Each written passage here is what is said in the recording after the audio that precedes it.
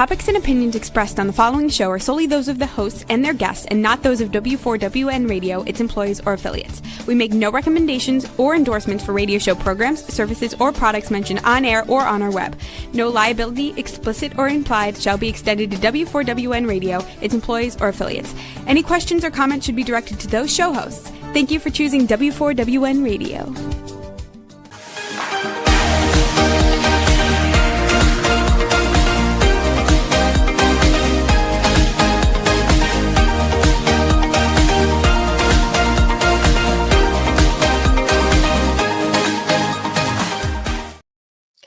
Hello and welcome to Fearless, Fabulous You. I am your host, Melanie Young. Thank you so much for joining me today on W4WN, the Women for Women Network.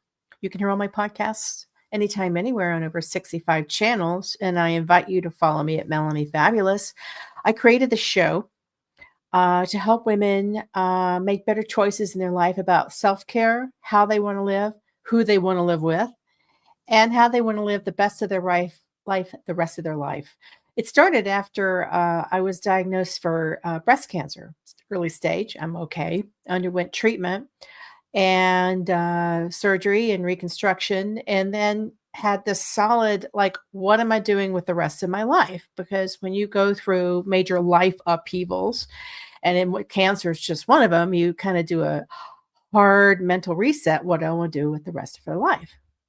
I talk to a lot of women about this, and that's why I created Fearless, Fabulous You, because I do believe you can be fabulous at every stage and age of your life, and sometimes you may need to change and adapt accordingly.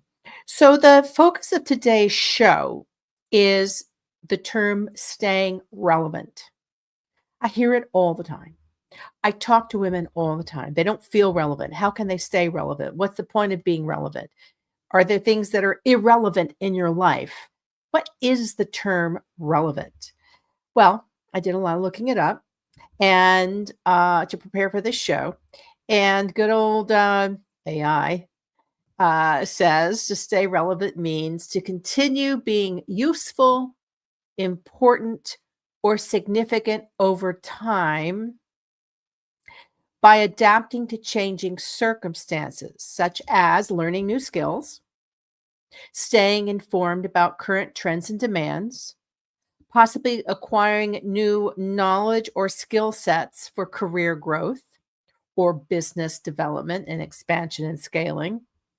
It may mean understanding customer needs and a changing audience as perhaps your audience ages out and a younger audience is coming in. The wine world, the wine industry I'm very closely affiliated with, they're trying to deal with that now as wine consumption is down among younger consumers. People over 50 are still enjoying their wine, but nobody's talking to them because the assumption is they're going to die. Seriously.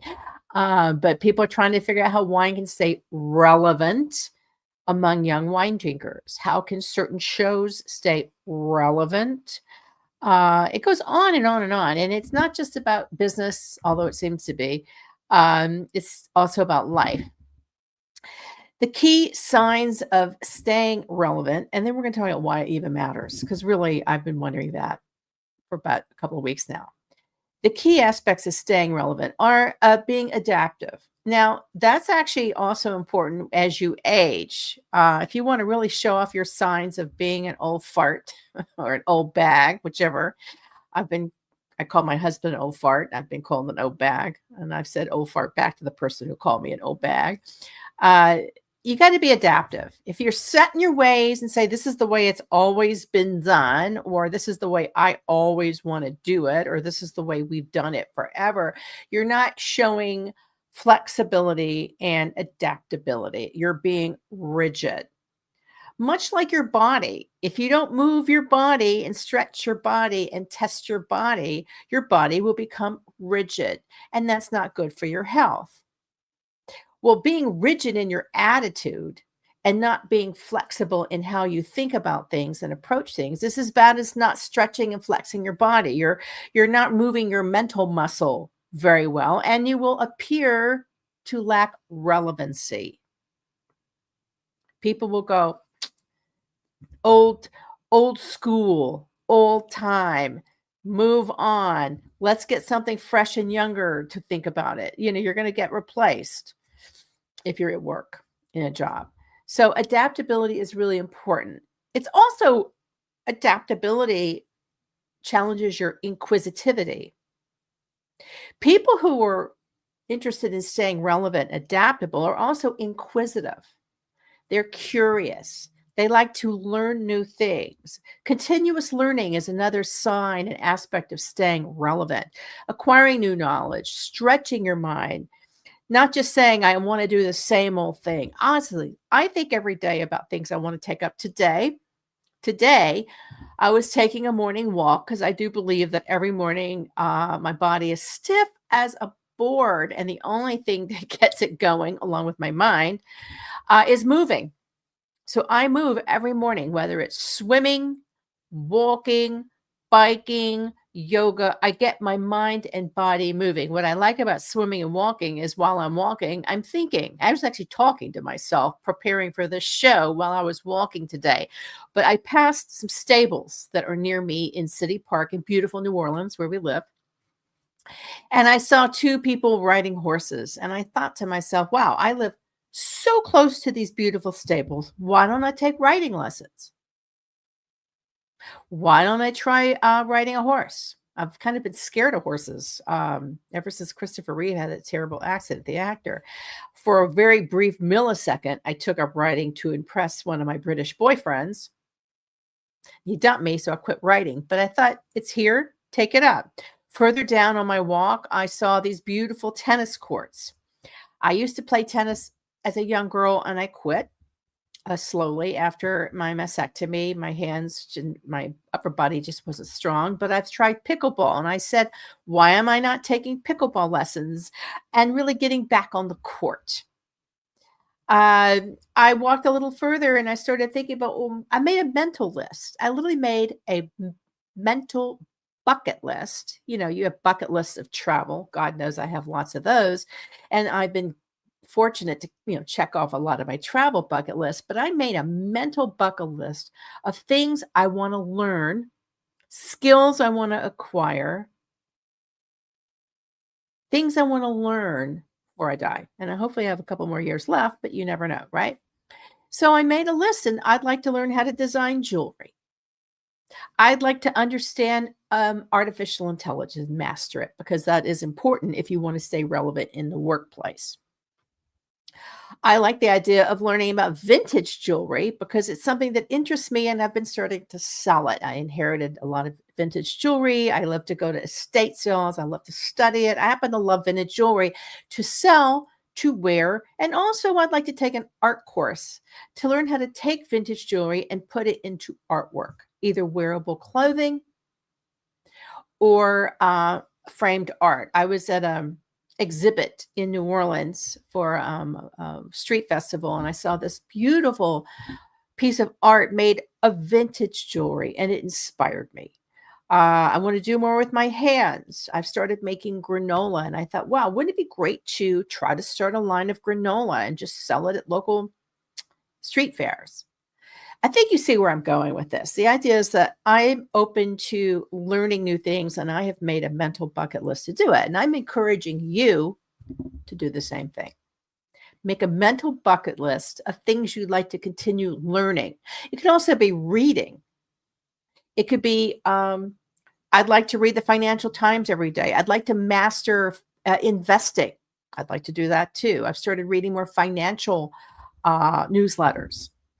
The thing is, if you do this, you are keeping your mind open and you're keeping yourself relevant. If you choose to enter the workforce or create a consulting business or do something as a side hustle, even write about a topic that keeps you relevant. I would love to write about wine for a senior magazine. Actually this week, I wrote AARP magazine with a pitch to create a wine column. Because I think that would be great to create a wine column to talk to people who no one is talking to. And I don't think people are talking to people who are 50 about wine. They're too busy wringing their hands trying to figure out how to reach young people. I think you see where I'm going. Anything is possible and everything is possible if you decide you want to do it and put your mind to it. I don't think can't is part of the language. Can is possible. You can do it if you choose. And the obstacles, like I don't have money. Okay, so I don't have money to sign up for this course or this writing program, but there are a zillion meetups. Go to Meetup. There's meetups in your neighborhood. There's meetups online. Type in the type of thing you want to learn about or connect with people about. You'll find people in meetups, and they're usually free. Another one, believe it or not, I was taking a bike ride over the weekend. I finally got back on my bike. It had been a while because I have an issue with riding bikes because I had a bad fall as a little girl. So every time I get on it, I'm petrified somebody's going to hit me. I'm going to go over. A very dear friend of mine just had a bike accident, wasn't wearing a helmet. She's okay, but she hurt her shoulder. All those things trigger my fear of riding a bike, but I'm fearless. So I got back on that damn bike and I rode the bike down to Cafe Du Monde for a just amazing iced chilled cafe au lait at Cafe Du Monde. If you ever come to New Orleans, you must do that. Cafe Du Monde, iced coffee, cafe au lait, and beignets. And while I was there, I saw a group of young girls with yoga mats. And I said, because I also ask questions and talk to everybody, which is another way to glean information. I said, where are you doing yoga around here? And is it free? And they said, yes. We do a free yoga over, and they showed me we're in the bandstand in beautiful City Park. And I thought, wow, I'd love to do that. It's free, it's yoga, and it keeps me moving. And I said, where did you learn about it? Because I'm always curious where to learn about things. And they said, Reddit, Redditt. Now, if you're not on Reddit, maybe it's time to get on Reddit because there's a lot of people there sharing a lot of information, which brings me back to technology. If you want to stay relevant and you want to stay connected, you better master technology. You don't have to become a TikTok star. You don't have to be like constantly posting on Instagram or whatever, but it helps a whole lot to become savvy about technology and how it can help you make your life easier, inform you, and keep you relevant. So maybe take a class. Another great source besides Meetup and Reddit is AARP. AARP has a lot of classes if you're a member. Also, this is a great one if you're not a member of AARP. I've been a member of AARP forever. I wish they'd hire me to write a wine column. Here's another great resource for learning and expanding your mind that is often free or low cost. Your public library. My local public library, which I go to every week because I love checking out library books. I'm a good old-fashioned book reader, even though I do have many online books as well. They offer quilting classes, a free notary public certain times of the day, free jigsaw puzzles, classes in language as English as a second language and other languages, and many other courses. And that's just my little public library. Go to your local public library and see what classes they offer. And if it doesn't exist, offer to teach one. Maybe you're an expert on tax advice. Maybe you're an expert on social media. Maybe you're an expert on changing your life and writing a new chapter. Maybe you're an expert on learning to declutter. I've done all those things. And libraries would love to hear from you. And you can go in and teach and really make yourself relevant in a different way. I've actually thought about taking this show, Fearless, Fabulous You, and changing it all together because I've been doing it for 12 years. Is it still relevant? I don't know. You tell me. I've actually thought about changing it to address a common problem many people have. Many people have, and we're going through it right now, where you're like, what to do with all the stuff that you have accumulated over the years, and does any of it have any value? Why not create like Antiques Roadshow, but just make it everyday roadshow, not just antiques, and evaluate stuff as it come in? I'm a member of probably 4 or 5 groups that are, vintage jewelry, Civil War books, vintage clothes, with people who inherit attics worth of stuff, don't know if there's value in it, and just need someone to guide them. I think it'd be so much fun. If you think that's, you agree, shoot me an Instagram about that at Melanie Fabulous. I'd love to hear from you because I think it's an opportunity. Again, keeping adaptable, aware, curious, and useful. We just, teaching a class, mentoring.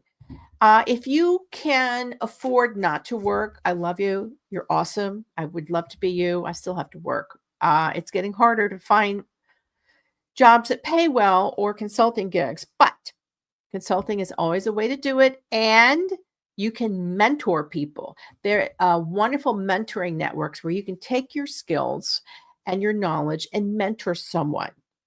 I was so honored this week because one of my former staff members, I don't even call them staff, they were part of my team at my New York events and public relations agency, M. Young Communications, which I ran for over 20 years. She has succeeded me in a very big position running the James Beard Foundation Awards, which I started and ran in New York for the first 16 years. Dawn was my executive assistant. She was great. Worked for me for, probably 17 or 18 of my 20-something years running my company. And a couple of years ago, she got tapped to become the vice president of the James Beard Awards. I was happy for her. Some people said, "Are you upset? She took your job." Well, no, my job was eliminated a long time ago. She took the role, and I'm very happy for her. Why? Because I want to see people that I mentored in my career succeed. Dawn did a speech. She called me and said, "I want to talk to you about it." And she read what she was going to say. And she basically was asked to do a speech on mentoring. And she gave me credit for being her mentor and helping her be where she is today.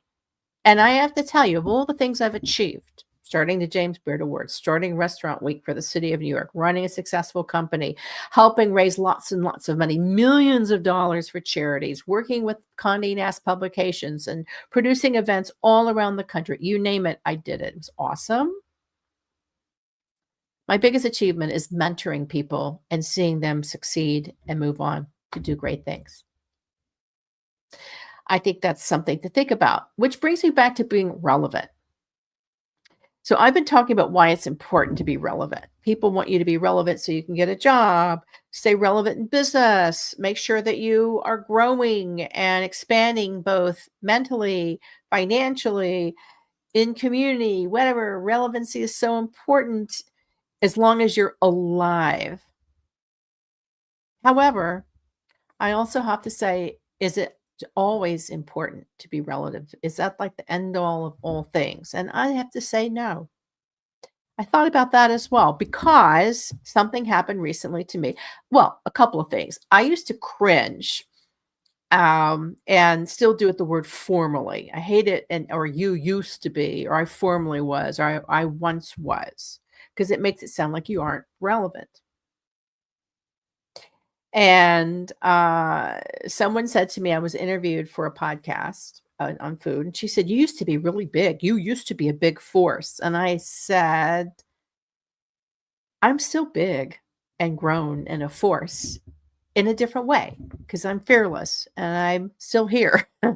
So never use the word formerly or used to be or once was. Always give people credit for everything they did in their past, but lift them up and say, she's amazing, all the things she has done in her life and continues to be so, because nothing makes someone feel less than relevant when you discount them and say she was formerly or you used to be. I'll never forget. I referenced it earlier. I was in New York. This happened with the same guy twice. He works for Wine Spectator. And a couple of years ago, I had lost a lot of business, which is painful. It happens in business. You take the good with the bad, the crap with the crud with the great. And he said, "Are you still in the business, you old bag?" That's the first. He said, "You still in this business, you old bag?" And I said, "Are you still in it, you old fart?" And we laughed and snickered. And many years later, like last year, 2024, I saw him again in New York. I was up there for a big wine event, the New York Wine Experience. And he said, "You still in the business?" And I was waiting for the yo bag. I I said, yeah. And apparently you are too, because we're at the same event. Anyway, just be careful where you tread on people and what you say to them, because it can make people feel less than relevant or less than fabulous if you say formerly or used to be. Always build people up. If they were formerly and maybe they're retired and maybe they're working to rewire, which many of my friends are, say this person is amazing. She has done so much to help her industry or move people forward. You must meet her. Don't say she used to. And if you are retiring, gosh, you are the luckiest person on earth if you're retiring and you have all that time on your hand to come up with things you want to do or not. But what I don't want you to do if you are retiring is say, I got to stay relevant if you don't want to, which brings me to, is staying relevant always necessary? I don't think so. And I know a lot of people will disagree with me. But sometimes you just don't need to keep up with the Joneses anymore. You don't need to do anything to connect and impress or stay relevant, because maybe you just want to be who you are and enjoy the life you have. And that's fine too. It's perfectly fine too, as long as you're happy. Because you don't need to measure up to anyone. You don't need to measure up to anyone and their expectations. You just need to measure up into yourself and say, I am who I am. And I like who I am just fine. And that's okay. It's perfectly, my mother was like that. My mother, the purple lady, this is one of her paintings. This is one of her outfits. She was the purple lady. So yeah, that's who she was. She was a personality. She was worried more about her legacy than her relevancy. She remained firm in who she was. And if she didn't want to do something, she didn't do it. And if she wanted to learn it, she did. She was a voracious reader. She loved raising money for charities. She loved doing the things that sung to her soul.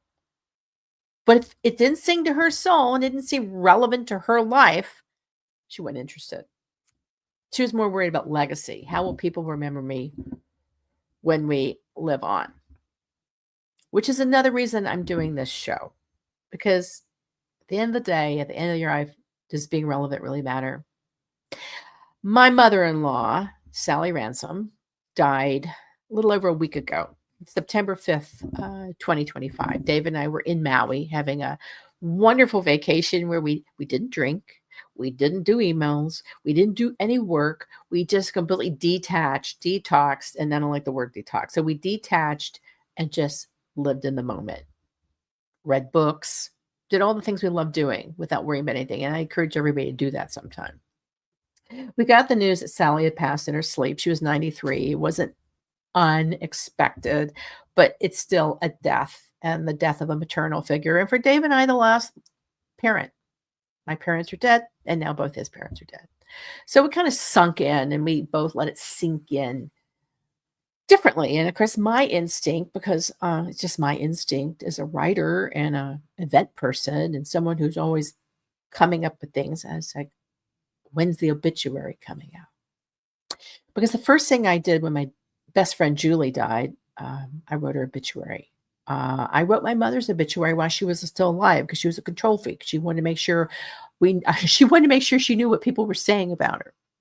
My mother and I wrote my dad's obituary together. Obituaries to me are a beautiful tribute to someone's life. Obituary is like saying the final word about somebody. It's a testament to who they were and why they were here on this earth and how you want to remember them. I am the biggest obituary reader. I'd like to be an obituary writer.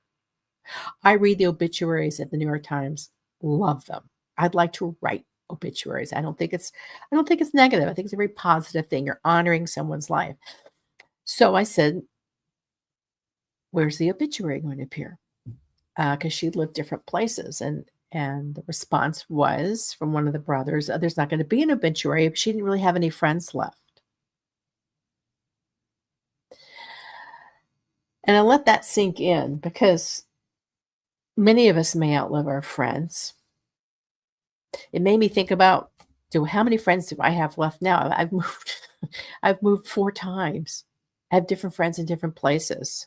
Will they remember me or not? But my mind started tail spinning with that about not having a final word, not sewing things up with words. So I sat down and wrote. And I wrote something on my Substack, somewhat a tribute to Sally, but more about a visit, a remembrance of our final visit to see her in Palm Beach, which she loved. And it was purely in my voice, because I would never want to write the obituary of someone's mother without being asked. But it made me think about writing my own obituary, and more importantly, made me think about relevancy, because even if you outlast your friends or family, even if you're no longer working and making an income or have an identity, a work identity, even if you're not a member of a church, even if you've moved and you're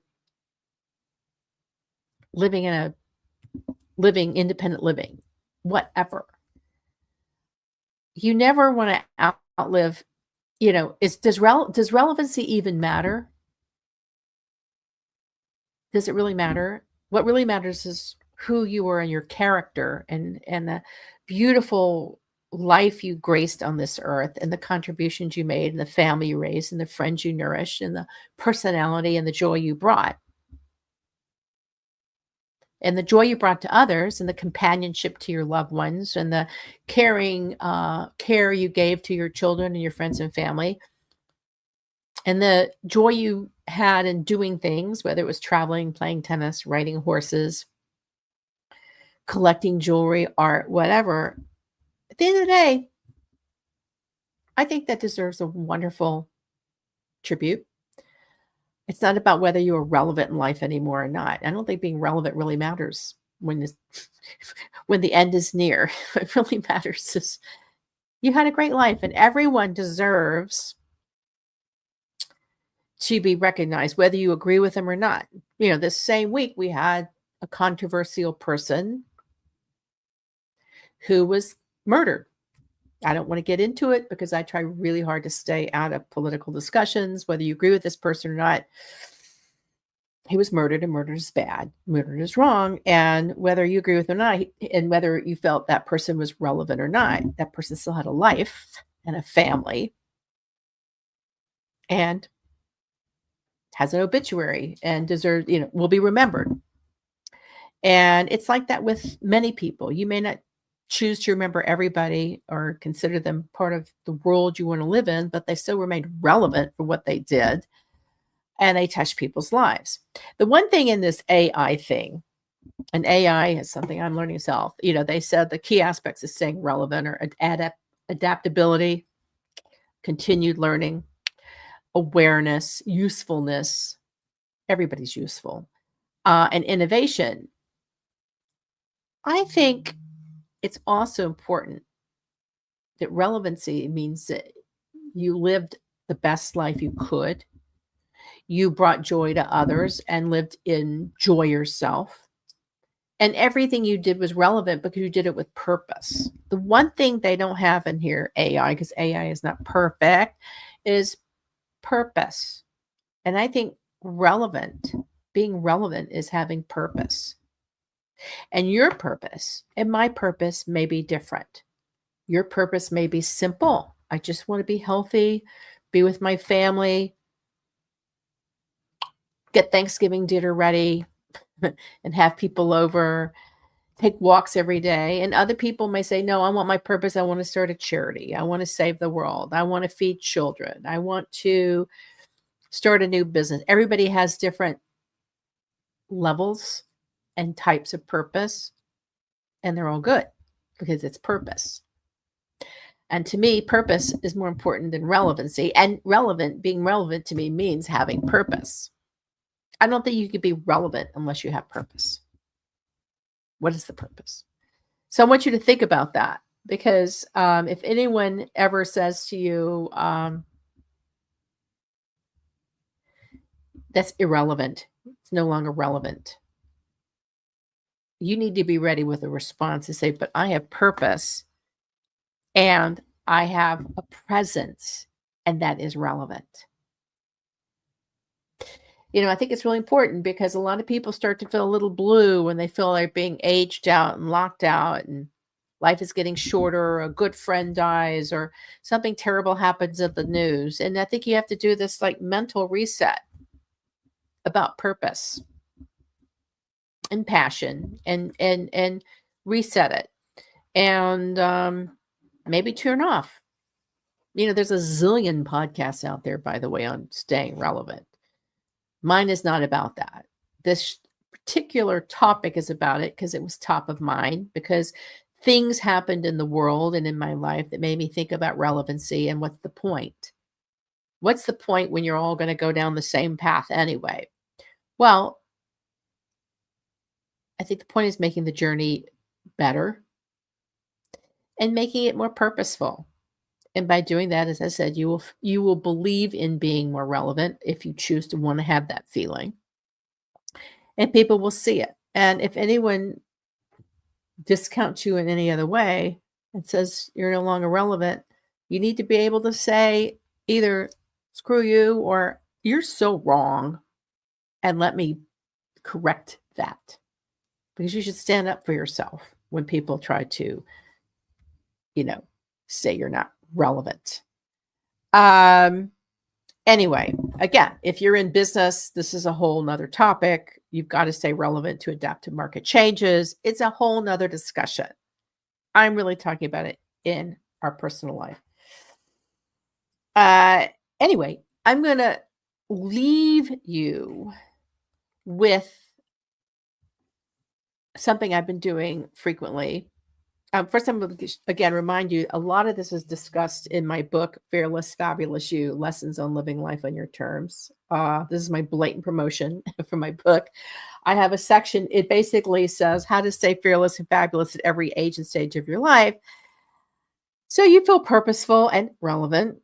One is to recharge your mental batteries and rethink what you think about yourself and your purpose. Revalue your own self-worth, because when people say you're irrelevant, they're really carving down your self-worth, and that's not fair. Release negative energy and thoughts that are self-defeating, like I can't, I shouldn't, I mustn't, I don't have the skills, I don't have the money, blah, blah, blah. Release it and expand your mind to see opportunities. The great Audrey Hepburn said, I don't believe in impossibility, because impossibility can also be seen as I'm possible. Impossible, I'm possible. I'm possible. Reconnect with your amazing talents and repurpose them. So if you're a good speaker, you're a good writer, you're a good trainer, maybe get out of your industry. Maybe you have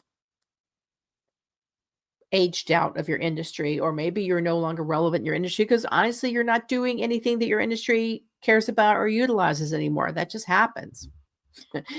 Remember Kodak and the good old land cameras? Everybody now has an iPhone. That's an example. Or the BlackBerry or the data processor. Sometimes things just do get phased out, aged out, and replaced. So you don't want to be fully replaced or irrelevant. So have your skill set brushed up, take new classes, learn new things, and apply them to different industries and audiences. Reframe the vision of what you want to have happen. If it's not working, if something's not working, a relationship, a job, a situation, where you're living, reframe it.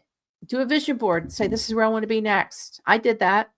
I did a vision board. I ended up in the Hudson Valley. Loved it. Then I said it wasn't for me anymore. Did another vision board. Sold my house and possessions. Wanted to be debt-free, stress-free, life-free. Lived on the road for 2 years that way. Almost 2 years. Then I had to go home. Take care of my mom. It was inevitable. Who else was going to do it? I'm an only child. She was a widow. She needed help. I was there for her. Did it for almost 2 years. She died. Inherited a house, sold the house, didn't know how to do an estate sale, but taught myself to do it because I didn't want to, nobody would work with us because the house was so cluttered. So I had to learn something fast, kind of like doing it. Now I love going to estate sales. And now I'm in New Orleans. Had another vision board. Where do I love to be? That's fun, less stressful, lots of friends and some family. Here I am. So reframe. Think about the possibilities. You're not stuck unless you make yourself stuck. Lastly, reclaim your brilliance and say, I own it. Own who you are and your identity. Own who you are and your identity. I'm going to say that slower. And you're amazing you. And never, ever let people make you feel like you're irrelevant. Right?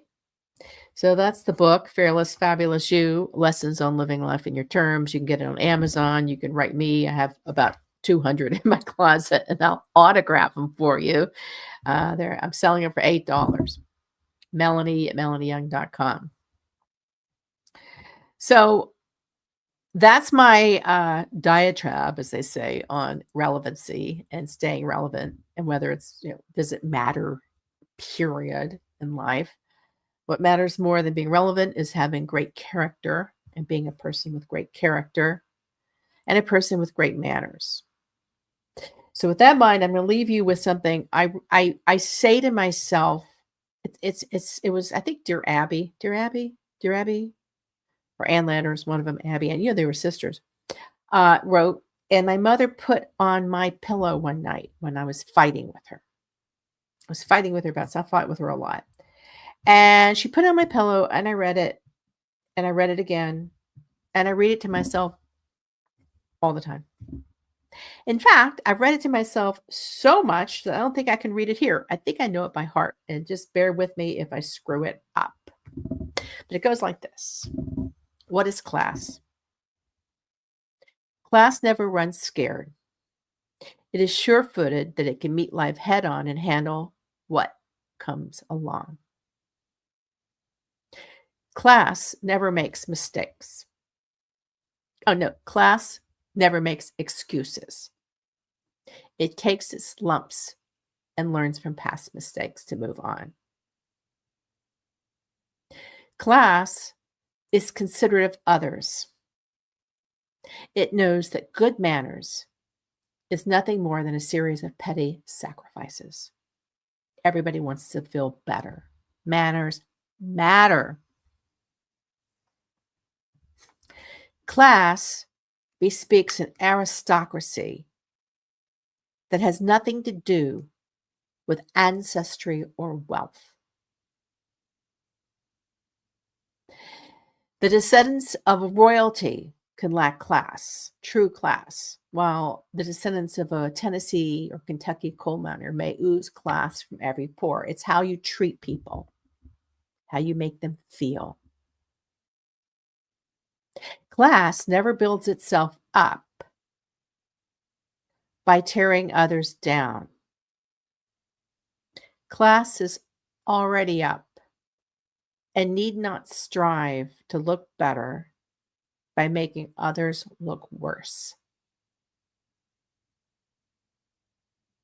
Class can walk with kings and keep its virtue, and talk with crowds and keep the tongue in touch. Everyone is comfortable with the person who has class because she is comfortable with herself in her own skin and wants to make you feel that way. If you have class, all the money in the world that you have doesn't matter. And if you have all the money in the world, if you don't have class, it doesn't matter either. You can't buy class. You have to have class. You have to be class. You have to earn class. It's inherent.